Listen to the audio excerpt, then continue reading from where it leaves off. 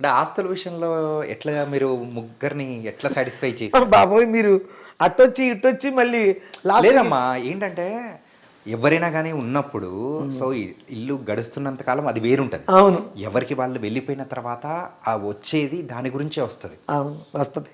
మెయిన్గా ఎవరైనా ఎంత అనుకున్నా కానీ ఫైనల్గా మనం సంపాదించేది డబ్బుల కోసమేనా అనుకొని అరే ఎక్కువ ఉంది తక్కువ ఉంది అని అనుకోవడాలు కూడా కొన్నిసార్లు ఉంటాయి ఉంటాయి అన్నమాట. అన్నీ ఉంటాయి.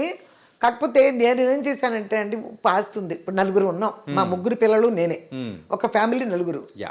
నలుగురిలో ఎవరు సంపాదించినా ఒకరు కుటుంబాలు ఒకరు సంపాదిస్తారు, కొంతమంది సంపాదించలేరు. యా అవును. అలా అనుకుని సంపాదించిన వాళ్ళకే కాదు, కుటుంబం అనే దానికి యజమాని నేను. ఎవరికి ఇవ్వాలో యజమాని నేను, అందరికీ సమానంగా చేస్తాం. ఎవరొకరు సంపాదించారు, నువ్వు ఎక్కువ సంపాదించావని చెప్పరు న్యాయంగా అయితే. కానీ నేను ఆ విషయంలో ఎవరు సంపాదించిన వాళ్ళకి అట్లా ఇచ్చేసాను. ఆ సంపాదించింది ఆడపిల్లలు కదా, వాళ్ళ తర్వాతే నేను నా కొడుకు. ఎంత వాళ్ళకి రక్షణగా ఉన్నా, ఎంత నా చేతిలోనే ఉన్నా, కుటుంబానికి నేనే పెద్ద అయినా కానీ వాళ్ళు కష్టపడ్డ దానికి ఆ కష్టానికి ఫలితంగా వాళ్ళకి ఇచ్చేసాను నేను. ఎప్పుడు వాళ్ళు దోచుకోలే. అలా దోచుకోలేదు అన్నారు చెప్తున్నా. దోచుకున్న హీరోయిన్లు మదర్లు అన్నలు చాలామంది ఉన్నారు. అందుకోసం ఈ విషయం చెప్తున్నా. చాలామంది ఉన్నారు, డైరెక్ట్ చెప్పకల్లా మీకే తెలుస్తుంది.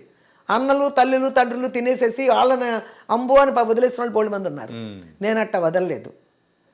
నేను నా పిల్లల్ని నీట్గా వాళ్ళు ఎంత సంపాదించిన వాళ్ళని సంపాదించిన విధంగా వాళ్ళకి ఇచ్చేసాం.